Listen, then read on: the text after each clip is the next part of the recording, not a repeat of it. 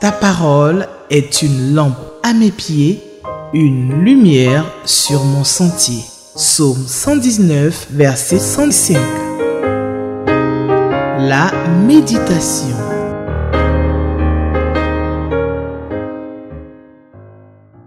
Chers téléspectateurs d'Espérance TV, bonjour, shalom. Recevez en cette journée du 1er mai 2024 mes salutations dans le précieux nom de notre Seigneur et Sauveur Jésus-Christ. Le 1er mai, c'est la fête du travail en Côte d'Ivoire. Alors, je suis heureuse de souhaiter une bonne fête du travail à tous les travailleurs. C'est une grâce d'avoir un travail. Que notre Dieu, qui a lui-même travaillé 6 jours avant de se reposer le 7e jour, bénisse l'ouvrage de vos mains. Alors, le texte que nous propose le lecteur de la Bible pour le 1er mai 2024 est 2 Corinthiens chapitre 8, versets 1 à 15. 2 Corinthiens chapitre 8, versets 1 à 15. Et nous allons le lire, mais avant de le lire, nous allons prier Dieu qui est l'auteur de la Bible, celui qui a inspiré les auteurs de la Bible. Nous allons prier, lui demander de nous aider à comprendre sa parole. Nous allons donc fermer les yeux et prier notre Dieu pour qu'il nous aide à comprendre le texte que nous allons lire. Seigneur, nous te demandons simplement de nous ouvrir les yeux pour que nous puissions vraiment voir les merveilles qui se trouvent dans ta parole. Que ta parole ne soit pas pour nous comme un livre fermé. Bénis ce moment de méditation et permets que ce soit réellement un moment délicieux, un moment où nous pourrons apprendre vraiment à mieux te connaître pour mieux te servir. Parle-nous, Seigneur, par ta parole. C'est au nom de Jésus que nous avons prié. Amen. Alors, donc, je le disais, le texte que nous propose le lecteur de la Bible pour le 1er mai est 2 Corinthiens, chapitre 8, versets 1 à 15. Donc, c'est la deuxième épître de Paul aux Corinthiens, chapitre 8, versets 1 à 15, et nous allons lire le texte. Nous vous faisons connaître, frères, la grâce de Dieu qui s'est manifestée dans les églises de la Macédoine. À travers la grande épreuve de leurs afflictions, leur joie débordante et leur pauvreté profonde ont produit avec abondance de riches libéralités de leur part. Ils ont, je l'atteste, donné volontairement, selon leurs moyens et même au-delà de leurs moyens. Verset 4. Nous demandons avec de grandes instances la grâce de prendre part à l'assistance destinée aux saints. Et non seulement ils ont contribué comme nous l'espérions, mais ils se sont d'abord donnés eux-mêmes au Seigneur, puis à nous par la volonté de Dieu. Nous avons donc engagé Tite à achever chez vous cette œuvre de bienfaisance, comme il l'avait commencé. Verset 7. De même que vous excellez en toutes choses, en foi, en parole, en connaissance, en zèle à tous égards et dans votre amour pour nous, faites en sorte d'exceller aussi dans cette œuvre de bienfaisance. Je ne dis pas cela pour donner un ordre, mais pour éprouver par l'exemple du zèle des autres la sincérité de votre amour. Verset 9. Car vous connaissez la grâce de notre Seigneur Jésus-Christ, qui pour vous s'est fait pauvre, de riche qu'il était, afin que par sa pauvreté, vous soyez enrichis. Verset 10. C'est un avis que je donne là-dessus, car cela vous convient, à vous qui non seulement avez commencé à agir, mais qui en avez eu la volonté dès l'année dernière. Achevez donc maintenant d'agir afin que l'accomplissement selon vos moyens réponde à l'empressement que vous avez mis à vouloir. Verset 12. La bonne volonté, quand elle existe, est agréable en raison de ce qu'elle peut avoir à sa disposition et non de ce qu'elle n'a pas. Car il s'agit non de vous exposer à la détresse pour soulager les autres, mais de suivre une règle d'égalité. Dans la circonstance présente, votre superflu pourvoira à leurs besoins, afin que leur superflu pourvoie pareillement au vôtre, en sorte qu'il y ait égalité. Selon ce qui est écrit, celui qui avait ramassé beaucoup n'avait rien de trop, et celui qui avait ramassé peu n'en manquait pas. Parole du Seigneur. Amen.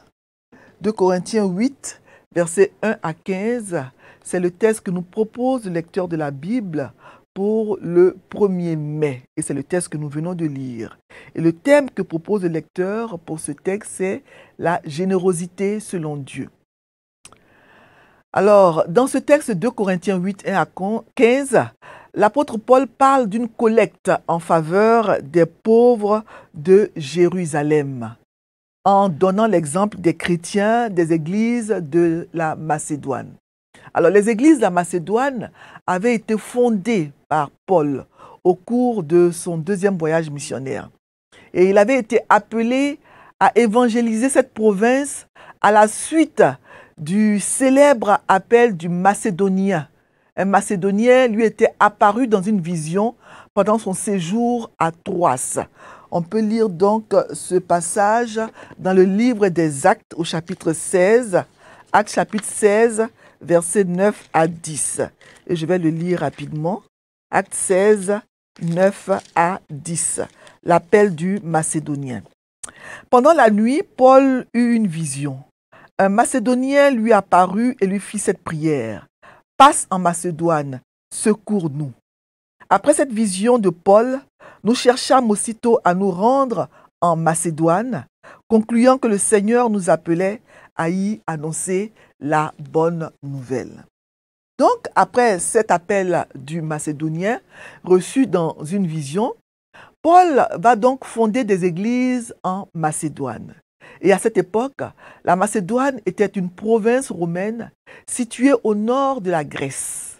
La ville de Thessalonique, où résidait le proconsul de la Macédoine, en était donc la capitale.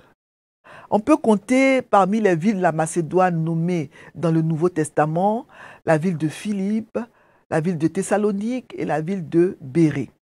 Plus tard, donc, l'apôtre a visité à 2 reprises les églises qu'il avait fondées dans cette région de la Macédoine. On le lit dans Actes chapitre 20, versets 1 à 3. Et quand on lit les épîtres de Paul aux Thessaloniciens, aux Philippiens et aux Corinthiens, on voit combien Paul était très attaché à ses chers frères de la Macédoine qui lui ont procuré beaucoup de joie par leur fidélité à l'Évangile, leur amour fraternel et leur générosité. On peut le lire donc dans les épîtres aux Thessaloniciens, aux Philippiens et même dans le passage de 2 Corinthiens 8 que nous venons de lire. Alors, on trouve dans ce texte de 2 Corinthiens 8, 1 à 15, vraiment l'appel à la générosité le plus clair de toute la Bible. Si vous remarquez bien, Paul ne mentionne nulle part dans le texte l'argent. En effet, le mot argent n'est pas une seule fois mentionné dans tout le passage que nous venons de lire. Il est plutôt question dans ce texte de savoir à quel point notre cœur est attaché à l'argent. Il serait faux de dire qu'on n'aime pas l'argent ou qu'on ne doit pas aimer l'argent. L'argent est en effet nécessaire et utile, surtout même pour l'œuvre de Dieu. Et on dit d'ailleurs que l'argent est un bon serviteur, même s'il est un mauvais maître. Mais dans ce texte, Paul parle de la seule raison valable pour laquelle nous devons donner pour Dieu. C'est la grâce de Dieu en Christ, la reconnaissance. Nous faisons connaître, dit-il, frères, la grâce de Dieu qui s'est manifestée dans les églises de la Macédoine. Donc, Paul dit que les chrétiens doivent donner parce qu'ils savent que Dieu a tout donné pour les racheter du châtiment du péché qui est la mort, parce que nous savons que le salaire du péché, c'est la mort. Donc, Dieu a donné son propre Fils, son unique, en sacrifice pour toute l'humanité. Donc, le chrétien, il donne en reconnaissance de cette grâce, de ce don gratuit offert par Dieu à travers Jésus. Alors, on peut diviser le texte que nous venons de lire en deux grandes parties. D'abord, dans les versets 1 à 5, nous voyons donc que l'apôtre Paul donne l'exemple des églises de la Macédoine. Donc, les églises de la Macédoine sont un exemple à suivre. Là, on le voit dans les versets 1 à 5. Et dans le verset 6 à 15, nous voyons donc que l'apôtre Paul fait un appel, lance un appel à la générosité des Corinthiens. Donc, la première partie, versets 1 à 5, les églises de la Macédoine, un exemple à suivre. Versets 1 à 5. Alors, lors du premier concile de l'église à Jérusalem, il avait été recommandé d'aider les pauvres dans les églises. On peut le lire dans Galates chapitre 2, verset 10. Si vous avez de quoi écrire, de quoi noter, vous pouvez prendre note, écrire les passages pour les lire après. Parce que je lis quelques passages, mais je ne les lis pas tous. Donc, lors du premier concile de l'église à Jérusalem, il avait été recommandé d'aider les pauvres dans les églises. On peut le lire dans Galates 2, verset 10. Et nous voyons donc que cela avait été déjà mis en route, cela avait commencé.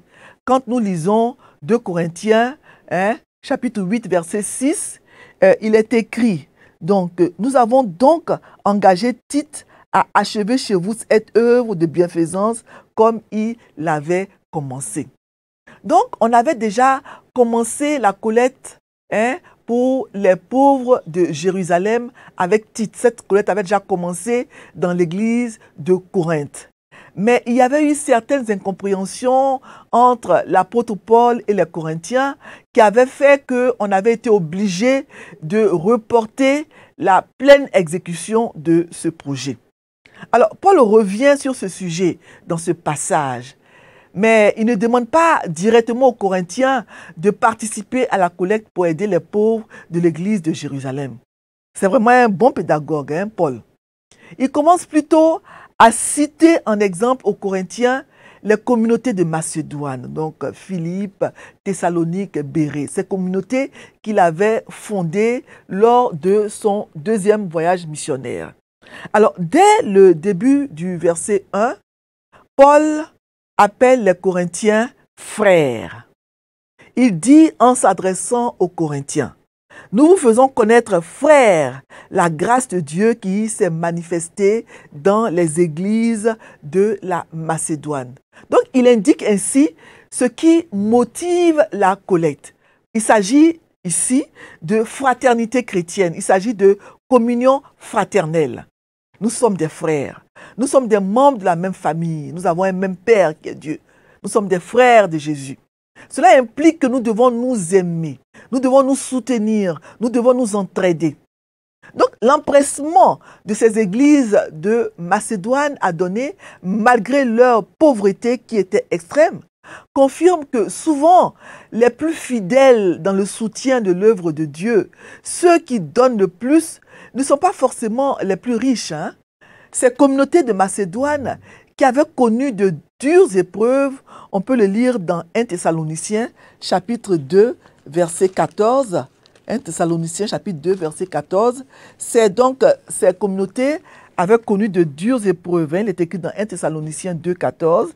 Car vous, frères, vous êtes devenus les imitateurs des églises de Dieu qui sont en Jésus-Christ dans la Judée. Parce que vous aussi, vous avez souffert de la part de vos propres compatriotes les mêmes maux qu'elles ont souffert de la part des Juifs. Donc, ces communautés avaient souffert. Elles avaient connu de dures épreuves. On vient de le lire dans 1 Thessaloniciens, chapitre 2, verset 14. Ces communautés étaient pauvres, mais elles avaient, malgré tout, tenu à prendre part au soutien apporté aux frères nécessiteux de Jérusalem, de Judée. Donc, ces chrétiens macédoniens, ils étaient extrêmement pauvres. Leurs terres avaient été décimées par les guerres civiles. Ces croyants venaient aussi d'être soumis à de sérieuses persécutions, d'intenses persécutions. Il traversait de sévères épreuves d'affliction. Il subissait une pression énorme dans des moments difficiles. Il vivait dans une extrême pauvreté. Alors, pourquoi était-il devenu si pauvre? Une des raisons de leur pauvreté est que le gouvernement romain avait repris leurs mines d'or et d'argent. Et ils avaient également taxé l'industrie de la fusion du cuivre et du fer. Donc les Macédoniens ne pouvaient plus utiliser les arbres pour la construction des navires de commerce.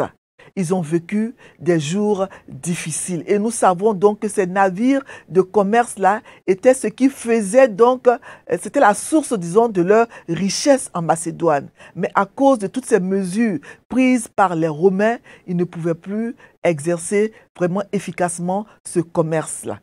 Alors au verset 2, on lit donc qu'au milieu de beaucoup de tribulations qui les ont éprouvées, leur joie débordante et leur pauvreté profonde ont produit avec abondance de riches libéralités de leur part. Ils ont donné, et cela volontairement, selon leurs moyens et même au-delà de leurs moyens. Donc leur attitude, l'attitude des Macédoniens, montre qu'en réalité, nous avons toujours quelque chose à donner. Ça peut être juste 5 pains et 2 poissons. Ou même 2 petites pièces d'argent, si ce n'est que ça que nous avons. Et Dieu qui sait tout et qui voit tout apprécie cela.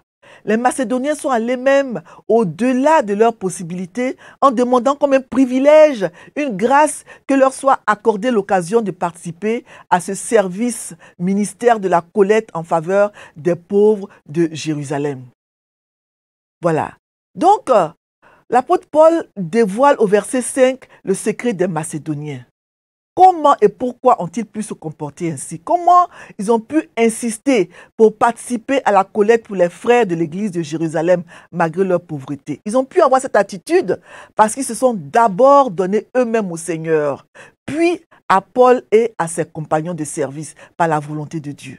Ils se sont donnés eux-mêmes au Seigneur. C'est-à-dire qu'ils sont devenus, avec leurs biens, leurs possessions, une propriété du Seigneur. Voilà leur secret. Puis ils se sont soumis à l'autorité de Paul comme apôtre représentant le Seigneur. Il faut noter ici une chose importante. Paul n'a rien exigé des Macédoniens. Il ne leur a rien demandé. Ce sont eux-mêmes qui ont volontairement demandé comme une grâce et avec de grandes instances à prendre part à cette collecte. Je serais personnellement tenté de dire que c'était imprudent de leur part de donner cet argent alors qu'ils en avaient eux-mêmes besoin.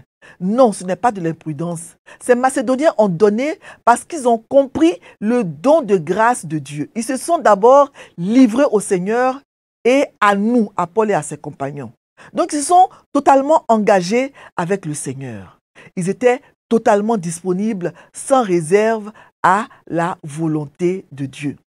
Donc, cette attitude des Macédoniens d'abandon total à la volonté de Dieu, c'était leur secret. C'était le secret de leur don sacrificiel. Se donner d'abord au Seigneur. Voilà le secret pour être capable de donner de façon sacrificielle comme les Macédoniens. C'est vraiment un exemple à suivre pour nous chrétiens d'aujourd'hui qui avons souvent du mal à donner pour l'œuvre de Dieu alors que nos conditions de vie sont souvent plus confortables que celles des Macédoniens. Quand on se dit que tout ce que nous avons appartient à Dieu. Quand nous avons la conviction, quand Dieu met en nous la conviction que nous devons donner pour une cause, pour une œuvre, nous ne devons pas hésiter. Mais il faut vraiment être convaincu que cela vient du Seigneur. Si c'est le cas, alors nous ne devons pas hésiter. Cela ne doit pas être sous une pression venant d'une quelconque personne. Cela doit être une conviction qui vient du Seigneur. Nous allons revenir là-dessus tout à l'heure. Alors, dans la deuxième partie, les versets 6 à 15, Paul fait donc appel à la générosité des Corinthiens. Donc, après l'exemple des Macédoniens, Paul, il en vient aux Corinthiens. Les Macédoniens n'avaient pas eu l'idée de la collecte au début, et pourtant, ils ont pris à cœur ce projet.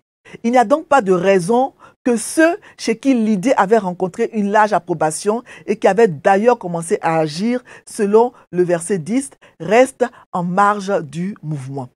C'est pour cela donc que Paul les encourage. Paul encourage donc Tite, au verset 6, à poursuivre et à encourager et à achever à Corinthe cette œuvre de grâce. Donc, on voit que au verset 7, Paul appelle à la générosité des Corinthiens, mais en commençant par leur rappeler leur richesse dans différents domaines. Vous excellez en foi, en parole, en connaissance, en zèle, etc. C'est comme si Paul voulait dire que quelle que soit notre situation, économique ou professionnelle, nous avons toujours quelque chose à donner pour l'œuvre de Dieu. Donc, il demande aux Corinthiens, qui sont des gens excellents dans d'autres domaines, d'exceller aussi dans le domaine de la collecte. Toutefois, ce n'est pas un ordre qu'il donne. Voilà. Paul donne l'exemple du Seigneur Jésus au verset 9. Jésus qui était riche de tous les privilèges divins, mais il a choisi de devenir pauvre, semblable aux hommes, afin d'enrichir ces derniers. Donc, l'exhortation ici a pour but de faire comprendre la nécessité de faire comme Christ qui a donné quelque chose qui lui appartenait. Paul indique au verset 10 que c'est un avis qu'il donne. Les Corinthiens devaient suivre l'exemple des Macédoniens en participant pleinement au projet en cours. Voilà. Donc, ils avaient déjà commencé à exécuter le projet selon les instructions que Paul avait données dans 1 Corinthiens 16, versets 1 à 4. Alors maintenant, Paul, il est ferme au verset 11. Il leur dit d'achever ce qu'ils ont commencé. Et c'est un enseignement essentiel pour le chrétien comme pour tout être humain, tout homme. Il faut toujours veiller à achever ce que l'on a commencé. Mais nos projets de dons doivent être aussi raisonnables en fonction de nos biens présents, selon le verset 12. Il s'agit aussi d'un partage. On n'est pas invité à donner tout ce qu'on possède pour être ensuite soi-même exposé à la misère, comme il le dit au verset 13. Voilà. Parce que si Dieu lui-même, si le Seigneur lui-même nous le demande, si le Seigneur nous met à cœur de donner tout ce que nous avons, comme dans le cas d'Élie avec la veuve de Sarepta, dans 1 Roi 17, alors nous devons obéir parce que c'est Dieu qui nous demande de le faire et il va pourvoir parce qu'il est fidèle. Mais sinon, soyons raisonnables pour ne pas être nous-mêmes exposés à la misère ensuite. Suivons les instructions du Seigneur et soyons très attentifs à sa voix. Cela demande d'avoir avec notre Dieu une relation d'intimité pour être capable de distinguer sa voix parmi tous les bruits qui nous entourent. Donc, Paul attendait des Corinthiens qu'ils donnent ce qui n'était pas indispensable à leur vie afin d'aider les chrétiens de Jérusalem en sorte que ceux-ci aient assez pour vivre. Un jour, on pourrait aussi demander la même chose à des frères et sœurs de Jérusalem en faveur de ceux de Corinthe, comme cela est dit au verset 14. Donc, c'est l'égalité dont Paul parle. Et il va conclure au verset 15 par le texte de Exode 16, 18, qui reprend donc ce principe en parlant du ramassage de la manne dans le désert. Celui qui avait ramassé beaucoup n'avait rien de trop et celui qui avait ramassé peu n'en manquait pas. Alors, ce qu'on peut retenir de ce texte, c'est l'exemple des Macédoniens. Il faut savoir donner pour l'œuvre de Dieu. Ce n'est pas une perte quand on donne pour l'œuvre de Dieu. Ce n'est pas du gaspillage. Il faut que nous ayons à l'esprit que nous donnons, parce que Dieu nous a tout donné. Voilà, on n'achète pas les bénédictions de Dieu. On ne donne pas pour recevoir des bénédictions en retour. Nous donnons en reconnaissance pour tout ce que Dieu nous a donné et qu'il continue de nous donner. Même notre souffle de vie nous vient de lui et il peut le retirer à n'importe quel moment. Et si nous nous donnons d'abord nous-mêmes à Dieu, si nous considérons comme les Macédoniens que nous sommes, nous, et toutes nos propriétés, nos possessions, des propriétés de Dieu, si nous considérons que tout ce que nous avons appartient au Seigneur, alors on pourra donner facilement comme les Macédoniens quand le Seigneur nous le demande. Tendons l'oreille et soyons attentifs à la voix de Dieu. Et nous avons aussi l'exemple de Paul qui use au verset 8 et au verset 13 d'une certaine diplomatie, d'une certaine pédagogie pour solliciter la participation des Corinthiens à la collecte. Il ne leur donne pas d'ordre, il n'exerce aucune pression sur eux, il ne vend pas dans son message la bénédiction de Dieu en échange des dons qu'il ferait. De toute façon, Dieu bénit. Il rémunère toujours. Mais ce n'est pas cela que nous devons mettre en avant quand on sollicite des dons de la part des fidèles. Alors donc, on va s'arrêter là, mais nous devons donc avoir à l'esprit l'exemple des Macédoniens, qui est un bel exemple. Les versets 3 et 4 sont très beaux. Ils ont donné volontairement, ils ont donné selon leurs moyens, ils ont donné au-delà de leurs moyens. Nous allons donc prier et demander au Seigneur de nous aider à suivre cet exemple des Macédoniens. Nous prions. Seigneur notre Dieu, nous te rendons grâce et nous bénissons ton nom, Seigneur, pour ce passage que tu nous donnes de Corinthiens 8, 1 à 15. Seigneur, ce n'est pas facile de donner. Et dans ce passage, nous voyons que l'apôtre Paul use de pédagogie pour faire appel à la générosité des Corinthiens. Aide-nous à suivre l'exemple des Macédoniens qui ont donné généreusement, selon leurs moyens et même au-delà de leurs moyens, malgré leur pauvreté, Seigneur. Nous avons besoin d'une plus grande foi pour donner en comptant sur toi. Merci Seigneur et aide-nous à mettre cela en pratique Seigneur, que nous puissions nous aussi donner comme les Macédoniens en nous donnant nous-mêmes à toi. D'abord, merci Éternel, que ta gloire Seigneur puisse resplendir dans nos vies à travers les dons que nous faisons pour ton œuvre et pour l'avancement de ton règne ici-bas. Au nom de Jésus. Amen. Ta parole est une lampe à mes pieds, une lumière sur mon sentier. Psaume 119, verset 105. La méditation.